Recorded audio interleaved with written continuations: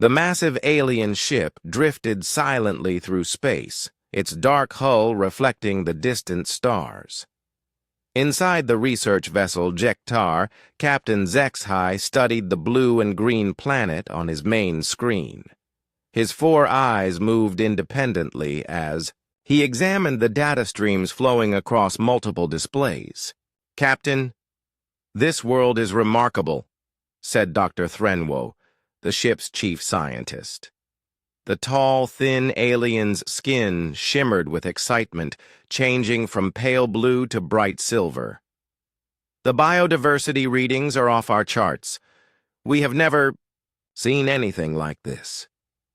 Zexhai nodded his large head. His species, the Mordun, had explored thousands of worlds, but this one was special. The planet had vast oceans, thick forests, and countless life forms. Most planets they found had only simple creatures, but this world was alive with complex beings. "What about intelligent life?" asked Navigation Officer Kael'th. Her insectoid features clicked as she spoke. The Kithera were always practical, always focused on potential threats. "Preliminary scans show one dominant species," Threnwo replied, pulling up new data. "They call themselves humans. They appear to be in an early stage of development.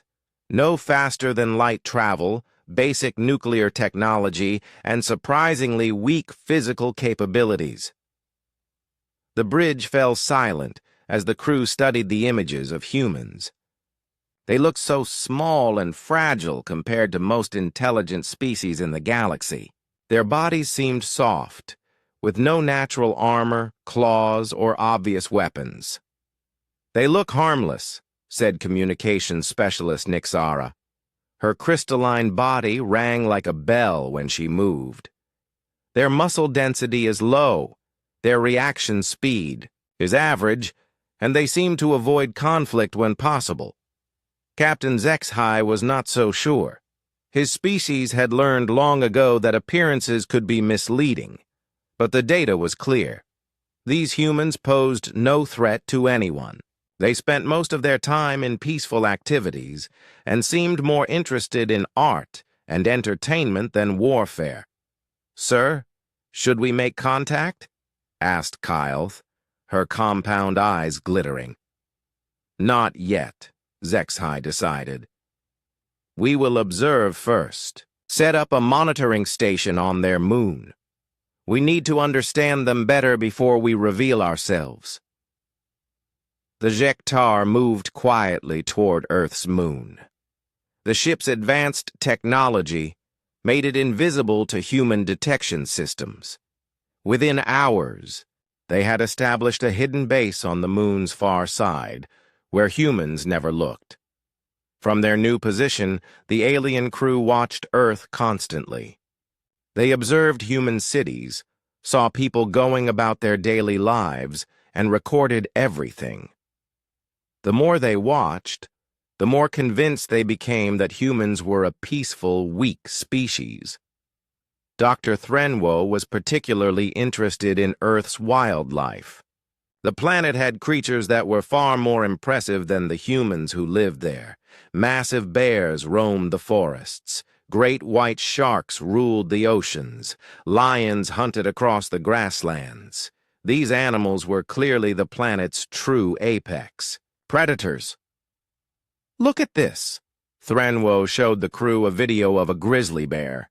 The enormous creature stood 8 feet tall and weighed more than 3 humans combined. Its claws were like knives, and its jaws could crush bones easily. "This single animal could defeat dozens of humans," the crew agreed. They watched videos of humans running away from bears, hiding from lions, and using tools to protect themselves from much smaller predators. It was clear that humans were not built for survival in their own world. "They are prey animals," concluded Nixara after weeks of observation. "They survived by hiding and using simple tools. They are not true predators." "Captain."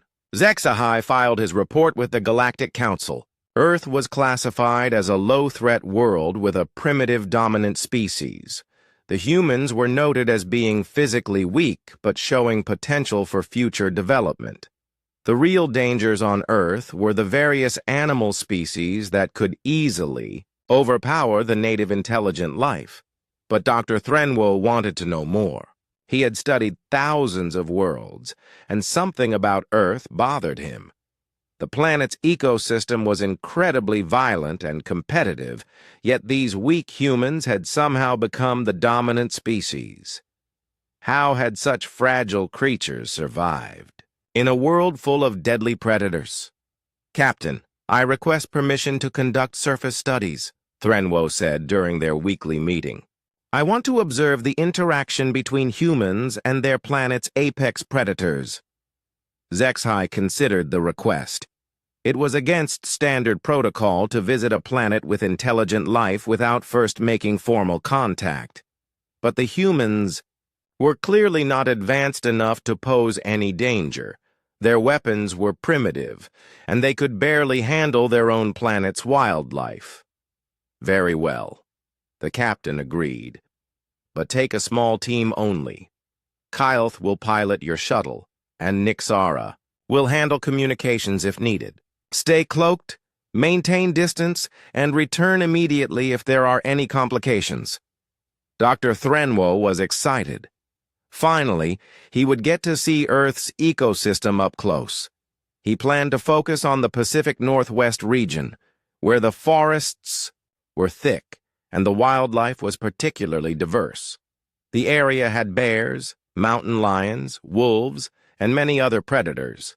It would be perfect for studying how these dangerous animals interacted with the local human population. The shuttle launched from the Jektar 3 days later. It was a small craft, designed for scientific missions and equipped with the most advanced cloaking technology available. The 3-member crew descended toward Earth, invisible to human detection systems. As they entered Earth's atmosphere, Dr. Threnwo watched the forests grow larger below them. Soon he would have answers to his questions about this strange world. He wanted to understand how such weak creatures had survived in such a dangerous place. None of the aliens suspected that they were about to discover something that would change their understanding of humans forever. They had no idea that beneath the surface of human civilization lay something far more dangerous than any bear or lion. They could not imagine that the peaceful, fragile creatures they had observed from space carried within them the instincts of the most successful predators their planet had ever produced. The shuttle settled into a forest clearing, and the alien crew prepared for their first close encounter with Earth's ecosystem. They had no way of knowing that they were about to meet a human who would show them the true nature of his species. Jake Morrison zipped up his sleeping bag and stepped out of his tent into the cool morning air. The forest around him was quiet except for the gentle sound of wind through the pine trees. He had been camping in the Olympic National Forest for 3 days, enjoying his first real vacation in 2 years. As a marine biologist at the Pacific Research Institute, Jake spent most of his time in laboratories studying fish samples and writing research papers. This camping trip was his chance to reconnect with nature and clear his mind. He had chosen this remote area specifically because few people ever came here. Jake was 32 years old, average height, with brown hair and steady blue eyes. He kept himself in good shape through regular hiking and swimming, but he was not particularly large or intimidating. Most people would describe him as a quiet, thoughtful scientist who preferred books to bars and research to parties. 20 miles above him, the alien shuttle descended through the clouds. Dr. Threnwo pressed his face against the viewing port, watching the endless green forest below. The trees were massive, much larger than anything on his home world. Some of them had been growing for hundreds of years. "Perfect," he said to his companions. "This ecosystem is exactly what we need to study. The biodiversity readings are incredible." Kyle, the insectoid pilot, checked her instruments. "I am detecting large life forms throughout this area. Many of them appear to be the apex predators we observed from orbit." Nyxara's crystalline body chimed softly as she analyzed the data streams. "The area appears to be uninhabited by humans. We should be able to conduct our research without interference." The shuttle landed in a small clearing surrounded by enormous Douglas fir trees. The alien crew activated their cloaking systems and began setting up their equipment. Within an hour, they had established a mobile research station complete with sensors, cameras, and analysis devices. Dr. Threnwo was fascinated by everything he saw. The forest was alive with sounds and movement. Birds called from the treetops, small mammals scurried through the underbrush, and insects buzzed through the air. The complexity of the ecosystem was beyond anything he had studied before. "Look at this," he called to his companions, pointing at tracks in the soft earth. "These prints belong to one of the large predators. The spacing suggests an animal weighing at least 400 kilograms. Kyle examined the tracks with her compound eyes. "A bear, according to our database. They are one of this planet's most dangerous carnivores." The aliens spent the morning setting up remote cameras and sensors throughout the forest. They wanted to observe the local wildlife without disturbing the natural behavior patterns. By afternoon, they had already recorded several deer, a family of raccoons, and what appeared to be a large wolf. Meanwhile, Jake was hiking along a trail 2 miles away, completely unaware of the alien presence. He stopped frequently to observe birds and examine interesting plants. This was exactly the kind of peaceful day he had hoped for when he planned his camping trip. The aliens' sensors detected Jake long before they saw him. Dr. Threnwo was excited to observe a human in their natural habitat, away from the cities and technology they had seen from orbit. "A lone male," Nyxara reported, studying the readings. "No weapons detected, no communication devices active. He appears to be engaged in some form of recreational activity." Through their cameras, they watched Jake walking slowly along the forest path. He moved quietly and seemed comfortable in the wilderness, but the aliens noted how small and vulnerable he looked among the massive trees. "Observe how cautious he is," Dr. Threnwo commented. "He stops frequently to check his surroundings. Classic prey behavior." The aliens continued their observations while expanding their research area. They were particularly interested in documenting the hunting patterns of large predators. Their equipment soon detected a massive grizzly bear moving through the forest, not far from their position. The bear was an impressive specimen, weighing over 800 pounds and standing nearly 9 feet tall when it reared up on its hind legs. Its thick brown fur was marked with silver highlights, and its claws were longer than human fingers. This was exactly the kind of apex predator Dr. Threnwo wanted to study. "Magnificent," he breathed, watching the bear through their long-range cameras. "This creature is a perfect example of evolutionary optimization for predation and survival." The aliens followed the bear at a safe distance, recording its behavior and movement patterns. They were particularly impressed by its strength when they watched it overturn a fallen log that would have required several humans working together to move. As the day progressed, Jake's hiking path and the bear's territory began to overlap. Neither was aware of the other's presence, and the aliens were too focused on the bear to pay attention to the human's location. Dr. Threnwo was recording detailed notes about the bear's foraging behavior when Kyleth noticed something on the motion sensors. "Doctor, we have a problem," she said, her mandibles clicking nervously. "The human is moving directly toward our research station." Threnwo looked up from his instruments. "How is that possible?" "We are cloaked." "Unknown. But he will reach our position within the next few minutes." The aliens faced a difficult decision. Protocol demanded that they avoid all contact with primitive species, but moving their equipment would take hours and might alert the local wildlife to their presence.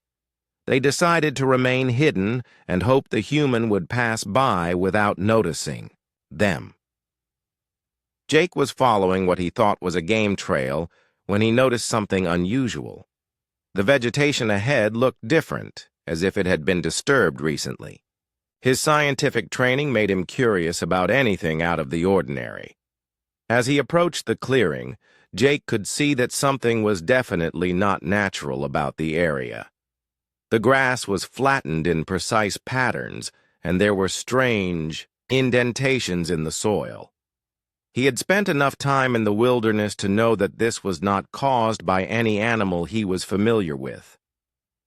The aliens watched in growing alarm as Jake moved closer to their position. Their cloaking technology was designed to fool electronic sensors, not biological observation at close range. If the human looked carefully, he might notice the subtle distortions that indicated hidden equipment. "Should we relocate?" Nixara asked nervously. "Too late," Kyleth replied. "He is already too close. Any movement now might attract his attention." Dr. Threnwo made a decision that would change everything. "Maintain position. If he discovers us, we will have to make contact. This might actually provide an excellent opportunity to study human behavior under stress." None of them realized that the massive grizzly bear they had been tracking was also moving toward the clearing, drawn by the unusual scents and sounds of the alien equipment. Within minutes, human, aliens, and apex predator would all be in the same small space. The stage was set for an encounter that would shatter everything. The aliens thought they knew about humanity. Jake knelt beside one of the strange indentations in the soil and ran his fingers along its edge.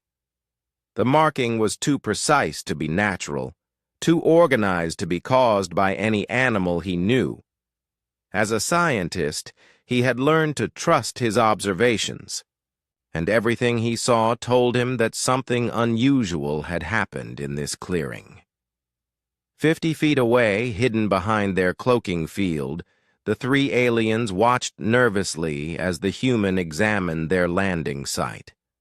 Dr. Threnwo held his breath, hoping their technology would hold. The shimmer effect of their cloaking was barely visible, but a trained observer might notice the subtle distortion in the air.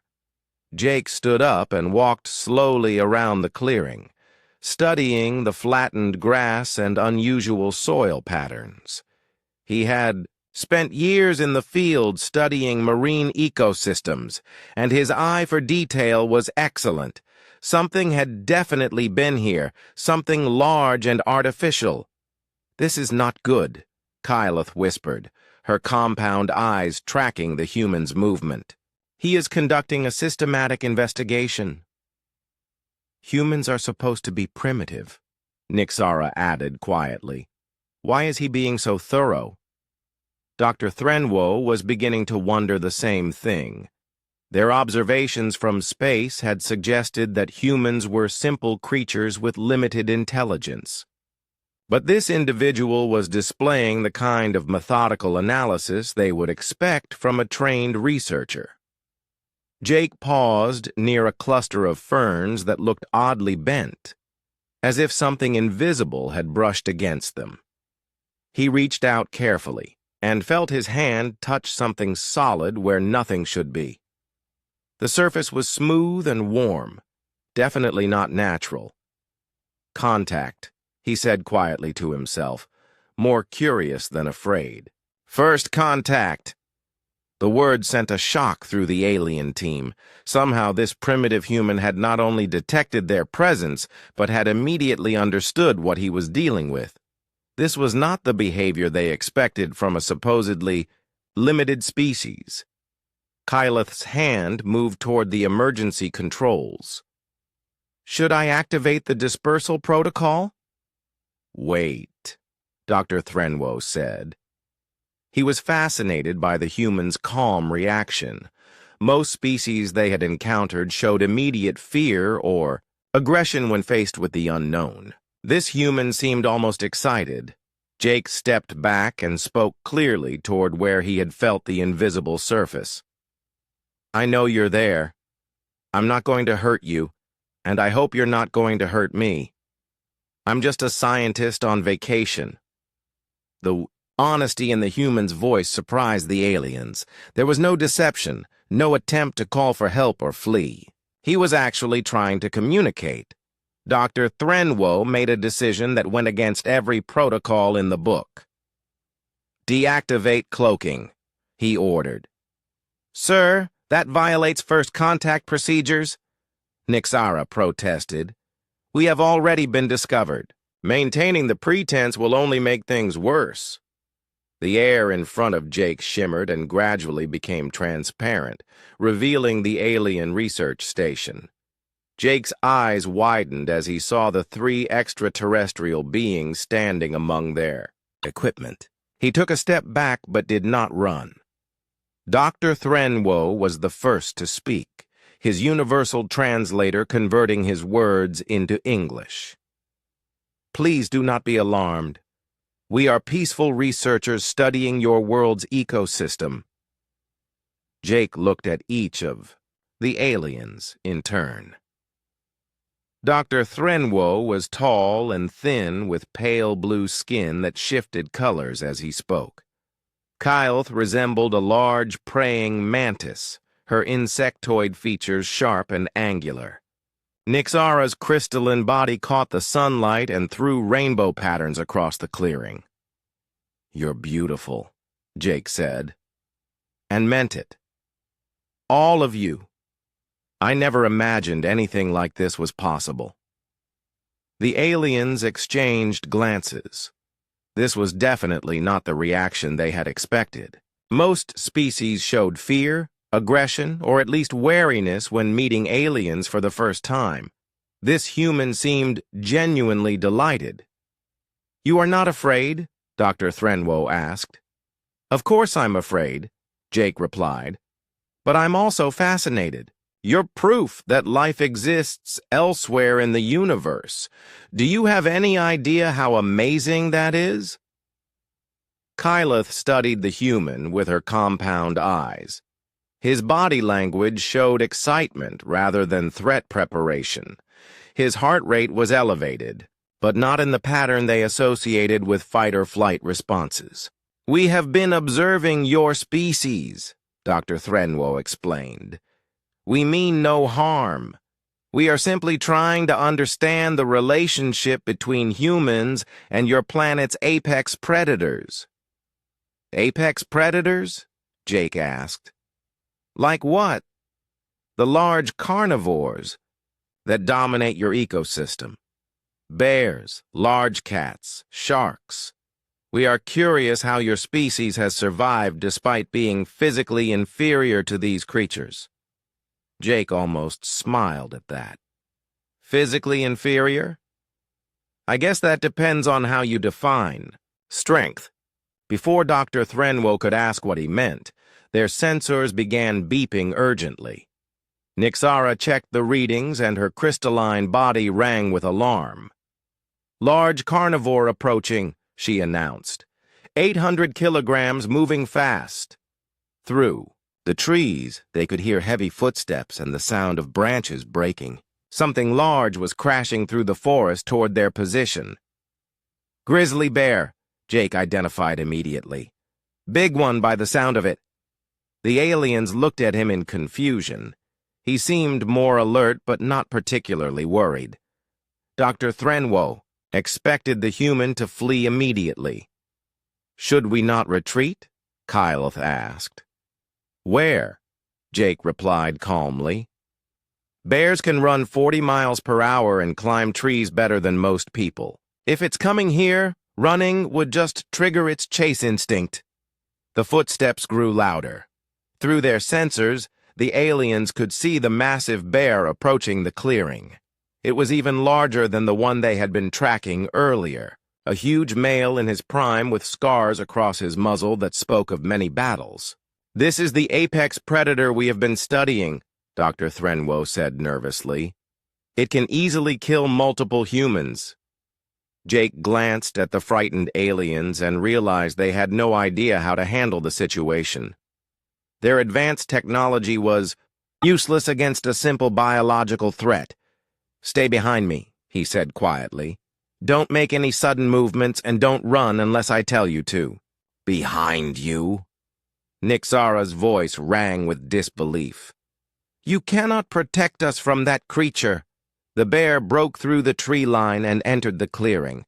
It was magnificent and terrifying, standing almost 8 feet tall at the shoulder and covered in thick brown fur. Its small eyes fixed on the group, and it let out a low growl that vibrated through the ground. Jake stepped forward, placing himself between the aliens and the bear. His posture changed subtly, becoming more balanced and alert. The aliens watched in amazement as the supposedly weak human positioned himself to face one of Earth's most dangerous predators. It's okay, Jake said softly, though the aliens could not tell if he was talking to them or to the bear. Just stay calm. The bear rose up on its hind legs, towering over the human. From the alien's perspective, it looked like a giant preparing to crush an insect. They could not understand why Jake was not running for his life. What they did not know was that Jake Morrison had grown up in Alaska, where encountering bears was a regular part of life. He had faced these predators before, and understood their behavior better than any alien database could record. The real revelation was about to begin. The massive grizzly bear stood on its hind legs, its enormous shadow falling across the clearing. At nearly 10 feet tall, it dwarfed everything around it. Its dark eyes studied the strange gathering of creatures before it, trying to determine if they were threats, prey, or something else entirely. Jake remained perfectly still, his body language calm but ready. He kept his eyes on the bear without staring directly into its face, which the animal might interpret as a challenge. Behind him, the 3 aliens huddled together, their advanced sensors useless against this primitive but overwhelming threat. Easy, big guy, Jake said in a soft, steady voice. We're not here to bother you. Dr. Threnwo watched in fascination as the human attempted to communicate with the apex predator. According to their research, bears were supposed to attack humans on sight. Yet this massive creature seemed to be listening to Jake's voice. The bear dropped back down to all fours and circled slowly around the group, sniffing the air. Its powerful nose was trying to identify the strange scents in its territory. The alien's technology gave off unfamiliar chemical signatures that confused and irritated the animal. Why is it not attacking? Kyleth whispered, her mandibles clicking nervously. Bears usually don't attack unless they feel threatened or are protecting cubs, Jake explained quietly, never taking his eyes off the animal. This is a male, and we're in his territory, but he's just investigating right now. Nixara's crystalline body chimed softly with stress. Our database indicates that grizzly bears are aggressive apex predators that kill without provocation. Your database is wrong, Jake replied. Bears are actually pretty cautious. They'd rather avoid a fight if possible. The dangerous situations happen when people panic and do something stupid. The bear completed its circle and stopped about 20 feet away, still studying the group. Its massive head swayed slightly as it processed the various scents and sounds. The alien equipment was emitting a low hum that seemed to irritate the animal. Dr. Threnwo was recording everything, amazed by what he was witnessing. The human was displaying a level of understanding about predator behavior that their xenobiology texts claimed was impossible for primitive species. "How do you know so much about these creatures?" he asked. "I grew up in Alaska," Jake answered. "Brown bears, black bears, polar bears. You learn to respect them and understand them, or you don't survive very long." The bear took a step closer, and Jake tensed slightly. He could see the animal's mood shifting from curious to annoyed. The strange smells and sounds from the alien equipment were clearly bothering it. "Your machines," Jake said urgently. "Can you turn them off? The noise and smell are agitating him." Kyle immediately began shutting down their equipment. The humming stopped, and several status lights went dark. The bear's posture relaxed slightly, but it continued to watch the group with suspicion. "Better," Jake said. "But we're still in his space. He's trying to decide if we're worth the trouble of driving off." The aliens were beginning to understand that their initial assessment of human intelligence had been seriously flawed. This individual was demonstrating complex knowledge of animal psychology and environmental awareness that rivaled their own scientific training. "In our observations from orbit, humans appeared to flee from these creatures," Dr. Threnwo said. "Smart. Humans do flee when they can," Jake replied. "But sometimes you can't run. Sometimes you have to stand your ground and show that you're not easy prey." The bear took another step forward, testing the group's resolve. Jake shifted his weight slightly, not backing down, but not appearing aggressive either. It was a delicate balance that required perfect understanding of the animal's mindset. "This is incredible," Nixara whispered. "You are negotiating with an apex predator." "Not negotiating," Jake corrected. "Communicating.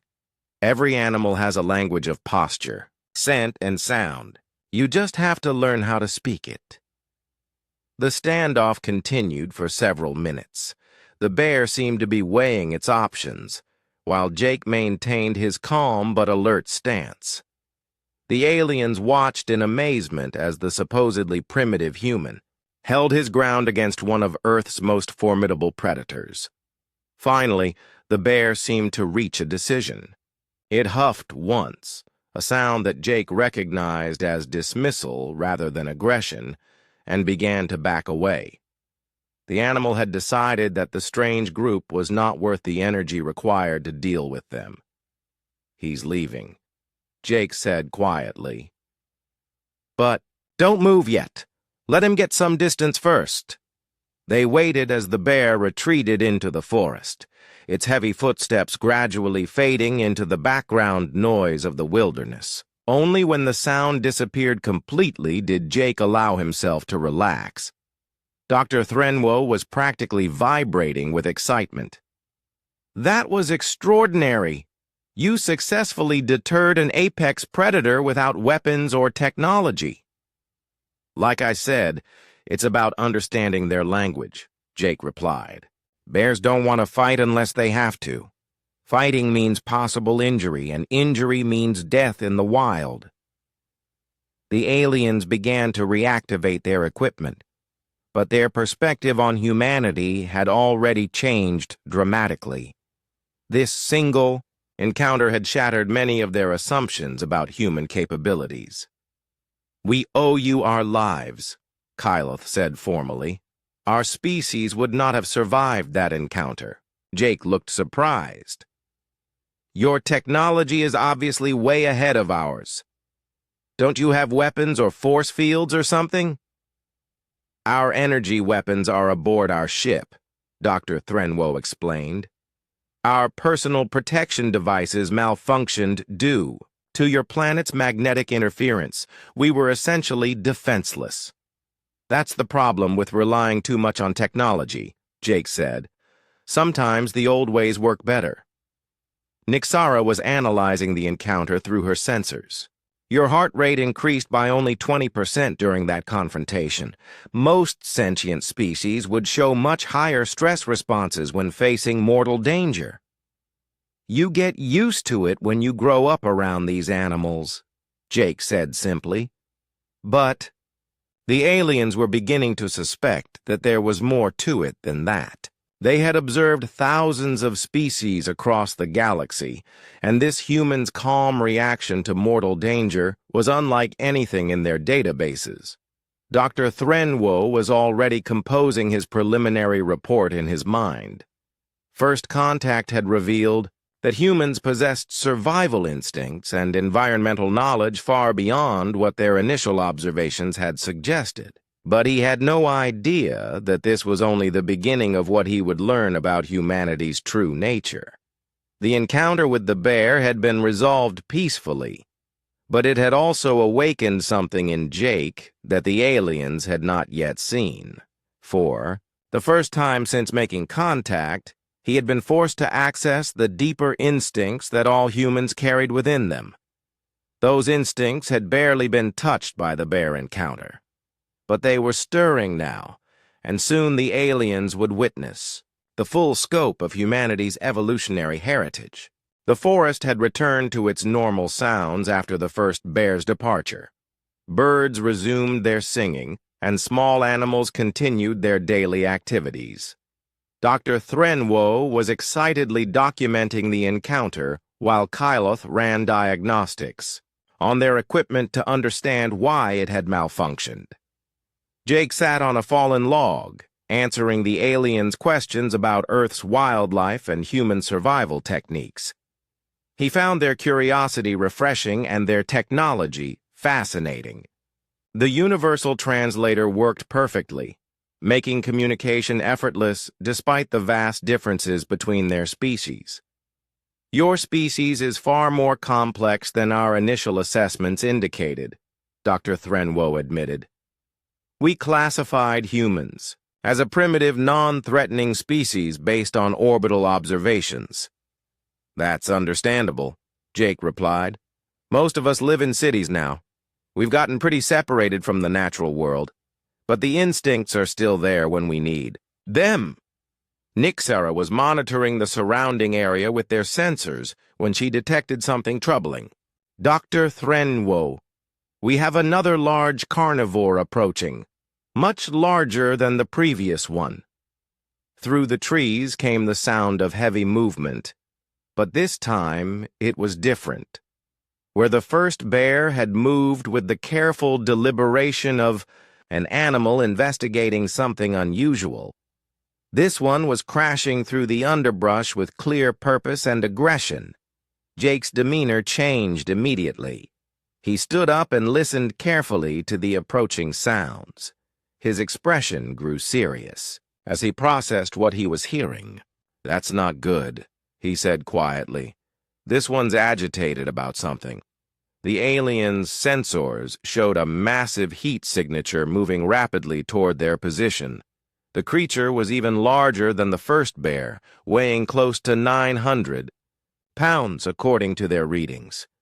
"Perhaps we should retreat to our shuttle," Kyloth suggested nervously.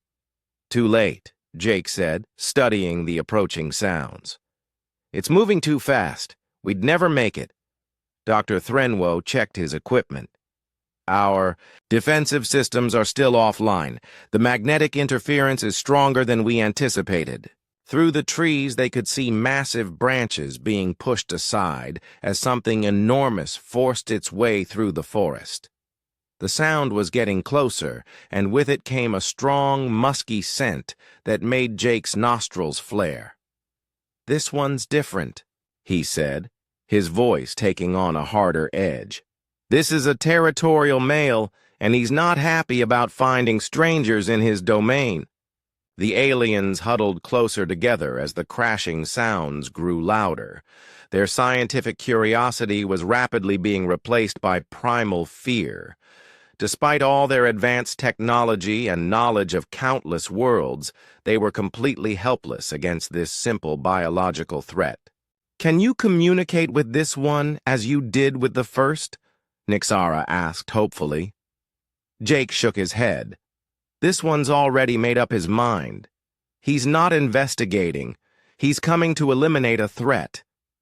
The enormous grizzly bear burst into the clearing with explosive force. It was a massive old male, scarred from years of territorial battles and weighing nearly half a ton. Its fur was dark brown, almost black, and its small eyes burned with aggressive intelligence. Unlike the first bear, this one showed no hesitation or curiosity. It immediately identified the group as intruders and let out a roar that shook the trees around them. The sound was deafening, a primal challenge that spoke of pure dominance and violent intent. The aliens froze in terror. Everything about this creature spoke of overwhelming physical power and predatory perfection. Its claws were like curved daggers, its jaws could crush bone as easily as twigs, and its massive muscles rippled beneath its thick fur. "Back away slowly," Jake ordered, his voice steady despite the obvious danger. "Don't make eye contact, don't run, just back toward those rocks." But the bear had no intention of letting them retreat. It dropped to all fours and charged directly at the group, its massive paws pounding against the earth like thunder. The aliens scattered in panic, their scientific training completely overwhelmed by raw terror. Dr. Threnwo stumbled and fell, while Kylth's compound eyes darted frantically looking for escape routes that did not exist. Nyxara's crystalline body rang like broken bells as she trembled uncontrollably. Jake did not run. Instead, he stepped forward, placing himself directly in the path of nearly half a ton of charging death. To the aliens watching in horror, it looked like suicide. The human was barely 1/6 the weight of the bear and had no weapons, no claws, no natural armor. The bear's charge brought it within striking distance of Jake in seconds. Its massive head lowered as it prepared to use its claws and jaws to eliminate this strange creature that dared to challenge its dominance. What happened next would forever change how the aliens understood humanity. Jake did not flinch as the enormous predator reached him. Instead, something fundamental shifted in his posture and demeanor. The calm, friendly scientist disappeared, replaced by something far older and more dangerous. His muscles tensed with coiled power, his breathing became deep and controlled, and his eyes took on a focus that the aliens had never seen in any sentient being. It was as if they were watching him transform from prey into predator in the span of a heartbeat. The bear's massive paw swung toward Jake's head with enough force to shatter stone. But Jake was no longer where the paw expected him to be. He had moved with lightning speed, ducking under the blow and stepping inside the bear's reach. Dr. Threnwo watched in stunned amazement as the human's hands shot out with perfect precision, grabbing the bear's extended foreleg at the wrist and elbow. Jake's grip was like iron, and his positioning was flawless. "Impossible," Kyleth whispered, her compound eyes tracking movements that seemed to defy physics. Jake twisted his body and used the bear's own momentum against it, executing a throw that sent 900 pounds of apex predator tumbling across the clearing. The bear hit the ground hard, confused and enraged by this turn of events. The aliens stared in shock. They had just watched a creature they considered physically weak manhandle one of Earth's most powerful predators. Their sensors were recording everything, but their minds struggled to process what they were seeing. The bear rolled to its feet with surprising agility for such a massive creature.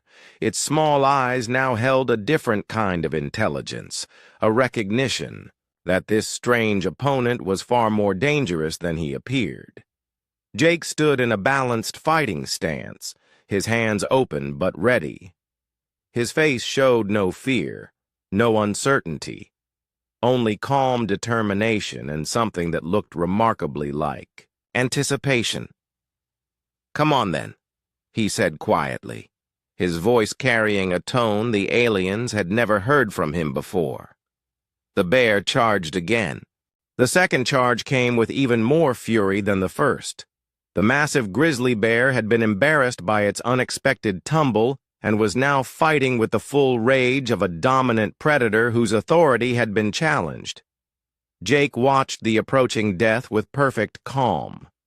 Every muscle in his body was coiled and ready, his mind calculating angles and timing with the precision of a supercomputer.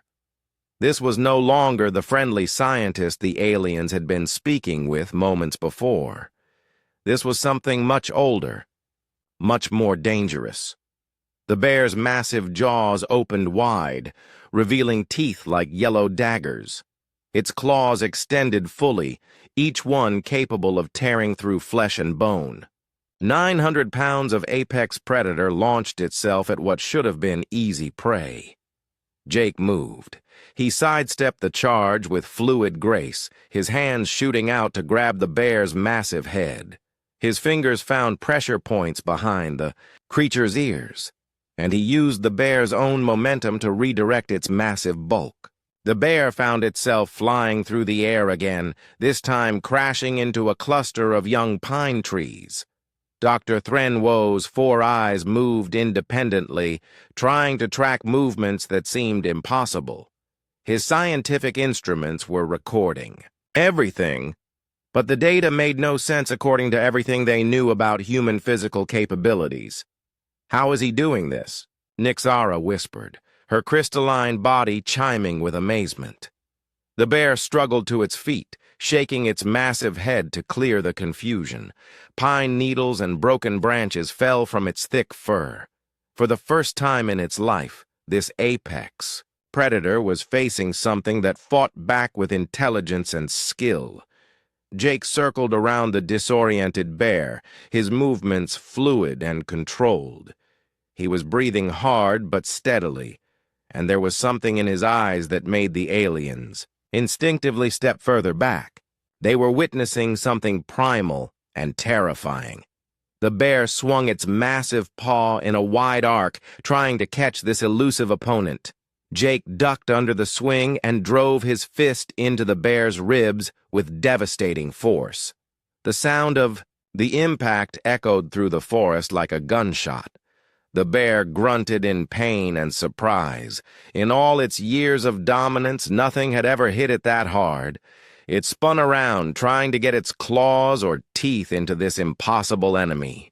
Jake was already moving, staying just outside the bear's reach while looking for openings. His hands darted in like striking snakes, targeting nerve clusters and pressure points with surgical precision. Each blow was calculated to cause maximum effect while avoiding the bear's natural armor of thick fur and fat. "This is not possible," Kyleth said, her mandibles clicking rapidly. "Our database indicates that humans have limited physical strength and no natural weapons." "Your database is wrong," Jake said without taking his eyes off the bear. His voice carried a new quality, something that spoke of ancient knowledge and deadly purpose. "We are the most successful predators this planet has ever produced." The bear made another attempt to grab Jake, this time trying to wrap its massive arms around him in a crushing bear hug. Jake slipped inside the creature's reach and grabbed one of its forelegs with both hands. What happened next defied everything the aliens thought they knew about physics and biology. Jake twisted his entire body using leverage and technique to lift the 900-pound bear off the ground. The creature found itself airborne once again, but this time Jake controlled its landing. The bear crashed down hard on its back, the impact driving the air from its massive lungs. Dr. Threnwo, was frantically checking his instruments, certain they must be malfunctioning. No creature the size of a human should be able to generate that much force, yet the evidence was right in front of him. The bear rolled over and climbed slowly to its feet, but something had changed. The aggressive confidence was gone, replaced by wariness and growing respect for this strange opponent. Blood trickled from several small wounds where Jake's precise strikes had found their marks. Jake stood waiting, perfectly balanced and ready for the next attack. Sweat ran down his face, and there were scratches on his arms where the bear's claws had come close, but he showed no signs of fatigue or fear. "You can leave," he said to the bear, his voice carrying absolute authority. "Or we can keep going. Your choice." The aliens watched in amazement as the apex predator seemed to actually consider the offer. The bear's small eyes studied Jake with new intelligence, recognizing something it had never encountered before. For a moment, it seemed like the confrontation might end there.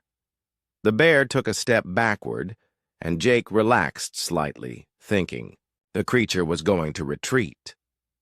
But the grizzly had one more surprise. With a speed that belied its massive size, it lunged forward in a final desperate attack. Its jaws opened wide, aiming for Jake's head with killing intent.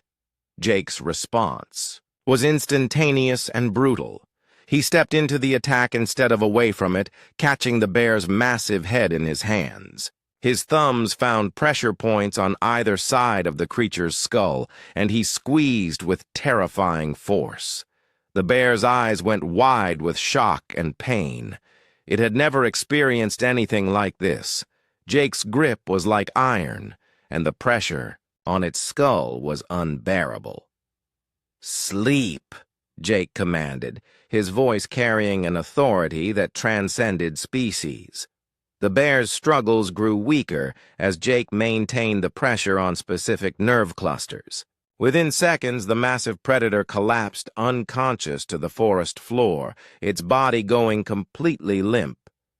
Jake released his grip and stepped back, breathing heavily but still alert. He checked the bear's breathing to make sure it was still alive, then turned to face the aliens. What they saw in his face made them all take another step backward. This was not the calm, friendly scientist they had been talking with. This was something far more dangerous, something that spoke of humanity's true nature. "Is it dead?" Dr. Threnwo asked quietly. "No," Jake replied, his voice gradually returning to normal. "It's unconscious. It'll wake up in a few hours with a headache and hopefully a new respect for boundaries." The aliens stared at the unconscious apex predator, then at the human who had defeated it with nothing but his bare hands and an understanding of combat that seemed almost supernatural.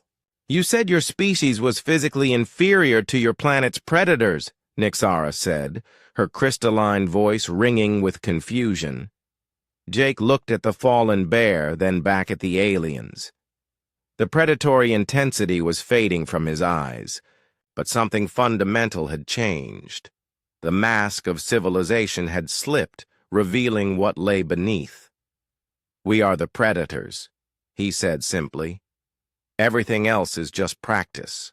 The forest was quiet except for the steady breathing of the unconscious grizzly bear and the sound of Jake catching his breath. The three aliens stood in stunned silence, their advanced sensors still recording data that challenged everything. They thought they knew about human capabilities. Jake walked over to a nearby stream and knelt down to wash the blood from his scratched arms. The cuts were superficial, but they served as proof that the encounter had been real. As he cleaned his wounds, the predatory intensity gradually faded from his features, replaced by his normal calm demeanor. "Are you injured?" Dr. Threnwo asked, approaching cautiously. "Nothing serious," Jake replied, examining a particularly deep scratch on his forearm. Bears have sharp claws, but this one was more focused on intimidation than actually trying to kill me. Kyle's compound eyes studied the unconscious bear.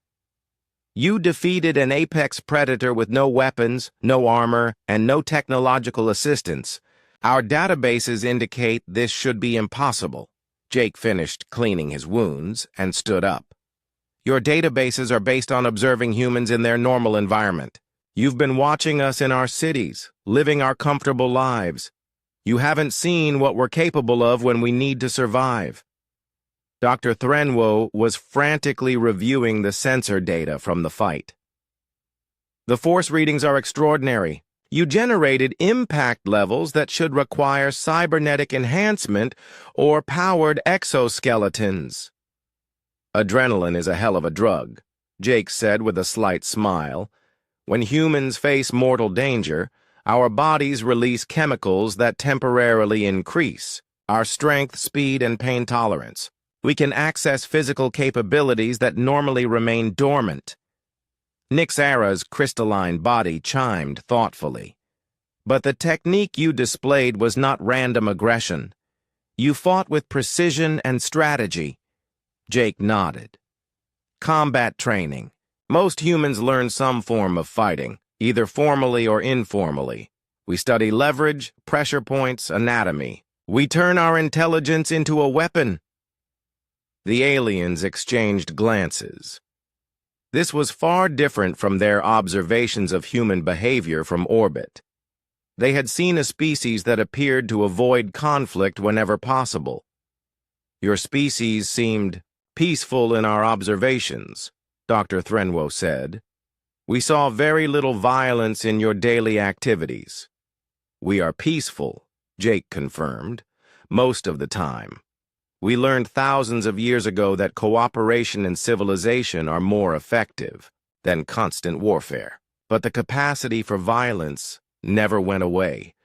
It just went underground, waiting for when it's needed. Jake walked over to check on the bear again, making sure it was breathing normally. The massive creature would be fine, but it would wake up with a new understanding of what humans were capable of. You show concern for the creature that tried to kill you, Kyle observed. It was just defending its territory, Jake explained. I don't blame it for that. In its place, I might have done the same thing. Dr. Threnwo was beginning to understand the implications of what he had witnessed. Your species evolved on a world filled with large predators. You survived not by being the strongest or fastest, but by being the smartest and most adaptable. Exactly, Jake said. We couldn't outrun a lion or outfight a bear through brute strength alone, so we learned to think our way out of problems. We developed tools, techniques, and tactics. We turned our minds into our primary weapon. But the physical capabilities you displayed, Nyxara pressed. The strength, the speed, the precision. We're persistence hunters, Jake explained. We evolved to chase prey for hours or even days until it collapsed from exhaustion. That requires incredible endurance, but it also requires the ability to fight when cornered. Every human carries the genetic memory of 100,000 years of survival. The aliens were rapidly revising their understanding of humanity. What they had mistaken for weakness was actually restraint. What they had interpreted as primitive behavior was actually sophisticated social adaptation. Your weapons technology is primitive by galactic standards, Dr. Threnwo pointed out. Because we don't need advanced weapons, Jake replied.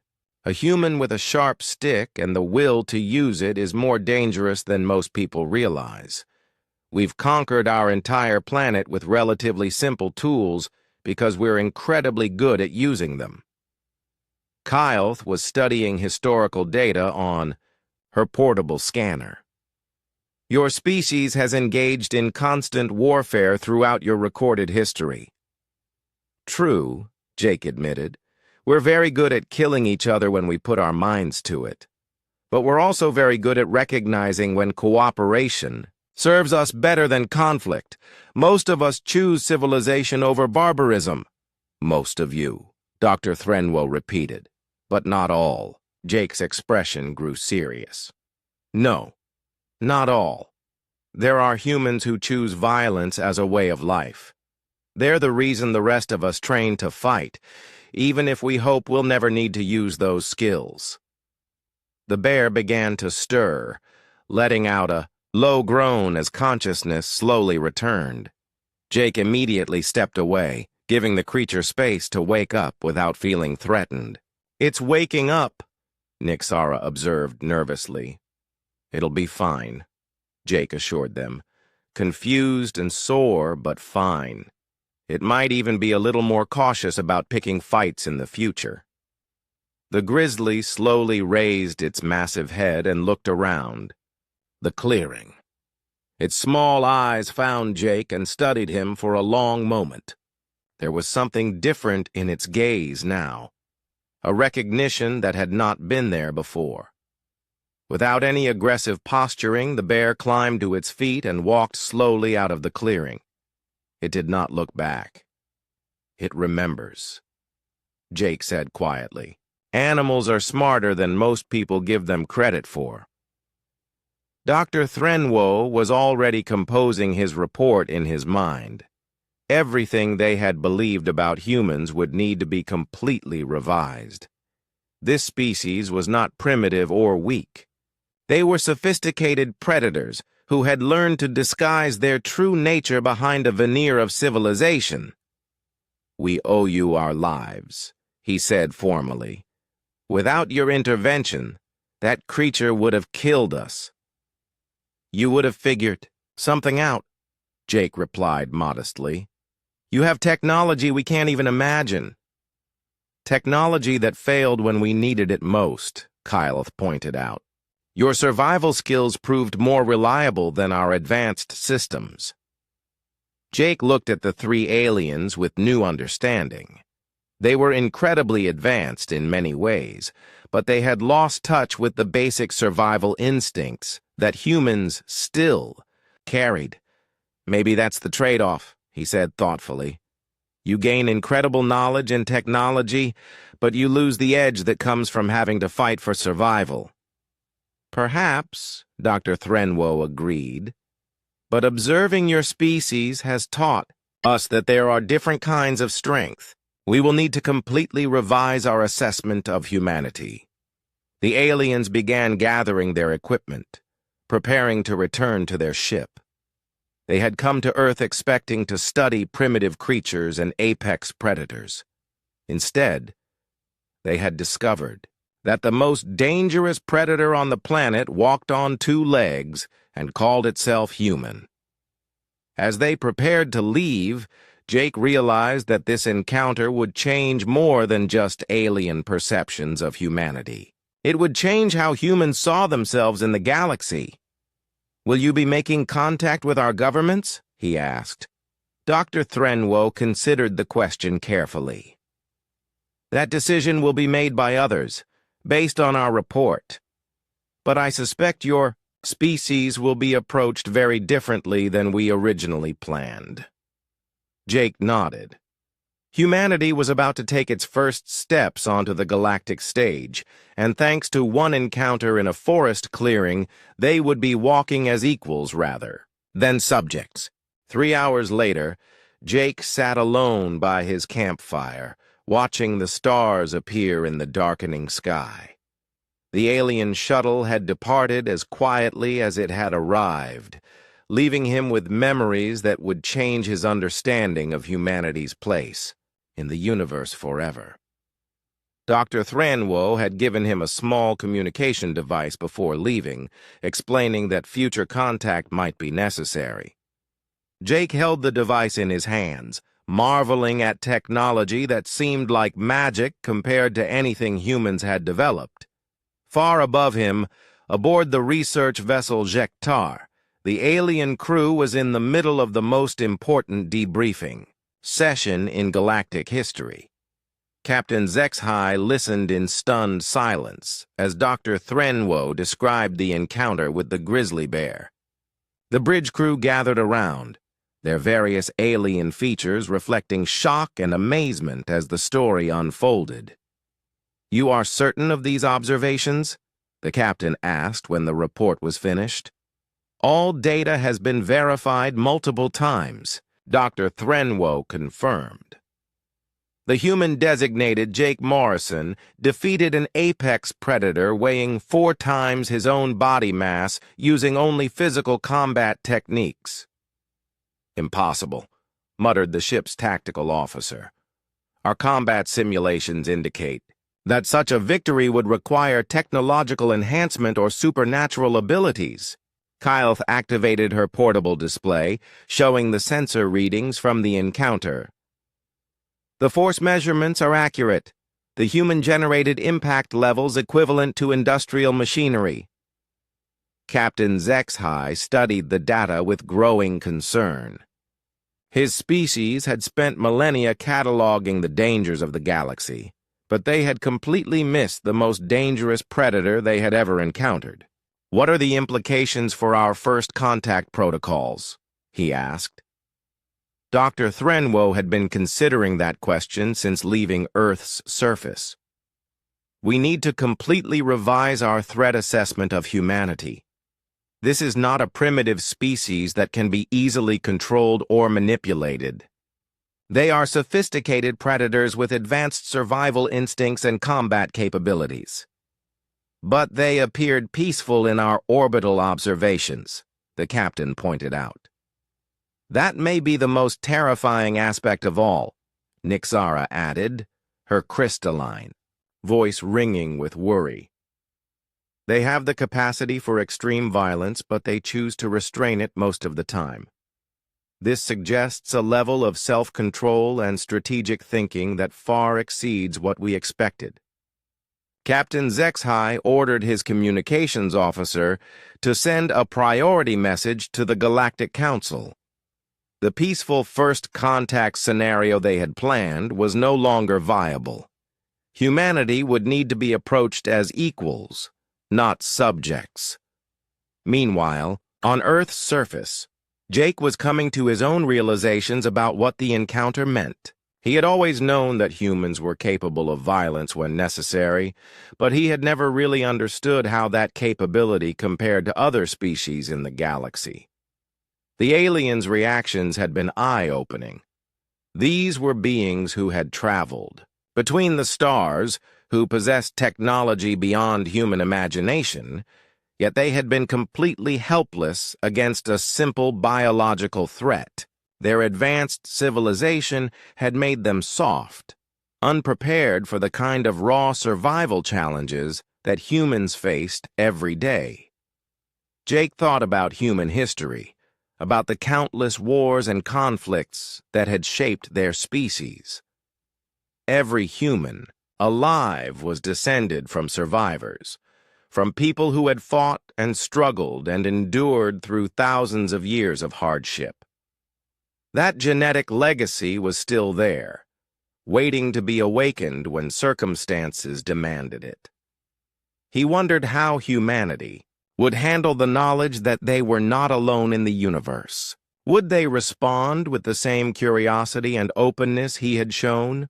Or would their survival instincts kick in and trigger a defensive response? Back on the Jektar, Dr. Threnwo was composing his final report for the Galactic Council.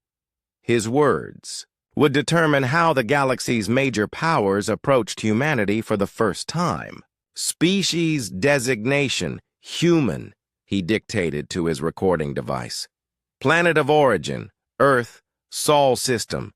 Initial assessment, extremely dangerous apex predators disguised as peaceful civilization." He paused, considering how to explain what he had witnessed. "Humans possess several characteristics that make them uniquely threatening. First, they have evolved sophisticated intelligence combined with powerful survival instincts. Second, they demonstrate the ability to access enhanced physical capabilities under stress. Third, They have developed advanced combat techniques that can overcome opponents with significant size and strength advantages. Dr. Threnwo continued his report, documenting every aspect of Jake's behavior and capabilities. He described the human's calm reaction to first contact, his knowledge of animal behavior, and most importantly, his devastating combat skills. Most concerning is their apparent restraint, he added. Humans possess the capacity for extreme violence, but choose to suppress it under normal circumstances. This suggests a species capable of strategic thinking and long-term planning on a scale we have rarely encountered.